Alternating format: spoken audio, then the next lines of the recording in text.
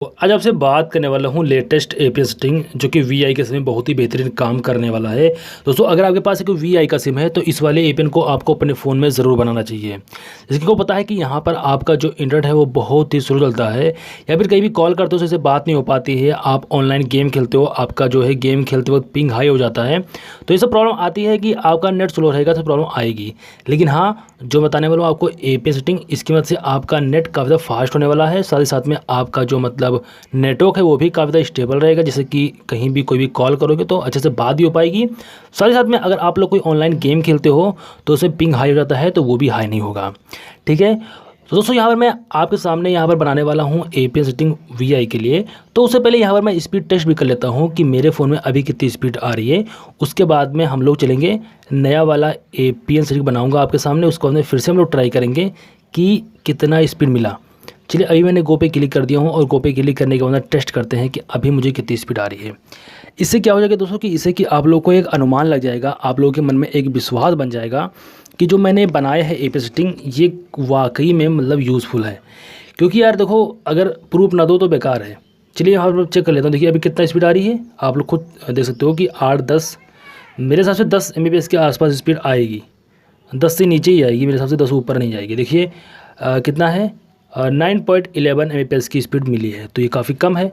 तो चलिए आपके सामने मैं बनाता हूँ एपीएन सेटिंग। चलिए चलता हूँ सेटिंग पर, उसके बाद में जाऊँगा यहाँ पर मैं अपने फ़ोन के कनेक्शन पर, उसके बाद में जाऊँगा अपने फ़ोन के मोबाइल नेटवर्क पर, और उसके बाद में जाऊँगा यहाँ पर मैं अपने फ़ोन के एक्सेस पॉइंट नेम्स पर। अब यहाँ पर जाने के बाद में आपको यहाँ पर नया फॉर्म ओपन कर लेना है नया एपीएन सेटिंग बनाने के लिए। उसके बाद में आपका ऑप्शन दिखा देगा नेम का, तो नेम पे जाना होगा, और नेम पे जाने के बाद में आप लोग यहाँ पर लिख दो वीआई नेट। वीआई नेट लिखने के बाद में आपको यहाँ पर लिख देना है 6G, और लास्ट में आपको लिख देना है टेस्ट। अब ध्यान देना है कि मैंने क्या लिखा है, मैंने लिखा है वीआई नेट 6G टेस्ट। लेकिन आपको ये भी ध्यान देना है कि वीआई का वी मैंने रखा है कैपिटल लेटर में, और लास्ट में जो मैंने लिखा है टेस्ट उसका मैंने टी भी रखा है कैपिटल लेटर में। ठीक है, तो आपको मिस्टेक नहीं करना है, आपको सेम ऐसे लिखना है जैसे मैंने लिखा हुआ है। उसके बाद में आपका ऑप्शन दिखा देगा एपीएन का, आपको एपीएन के अंदर जाना होगा, और एपीएन के अंदर जाने के बाद में आपको लिख देना है वीआई, और उसके बाद में आपको यहाँ पर लिख देना है इंटरनेट। ध्यान देना है कि जैसे मैंने लिखा है आपको सेम ऐसे लिखना है वीआई इंटरनेट।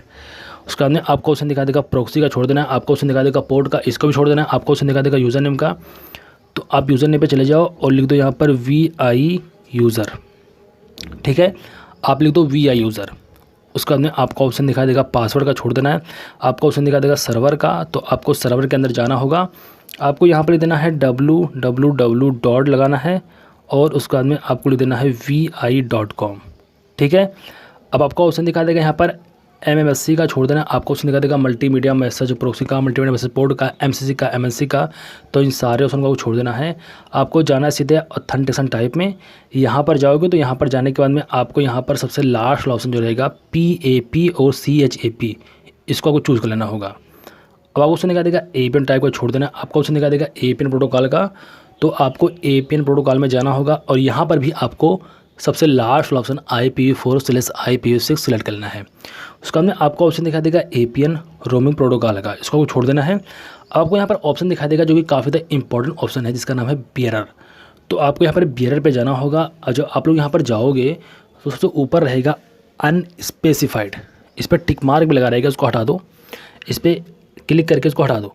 उसके बाद में बारी बारी करके आपको सभी बेयरर्स पर टिक मार्क लगा देना है, जितने भी बेयरर्स आपको अपने फ़ोन में आपको दिखाई दे रहे होंगे। ठीक है, आपका 5G फ़ोन होगा तो आपको NR का भी ऑप्शन दिखाई देगा, उस पर भी आपको टिक मार्क लगा देना है। ठीक है, उसके बाद में आपको ऑप्शन दिखा देगा mobile virtual network operator type, तो इसको भी आपको छोड़ देना, टच नहीं करना है। आपका जो एपीएन सेटिंग है ये हो चुका है, ऐसे कर लीजिएगा सेव।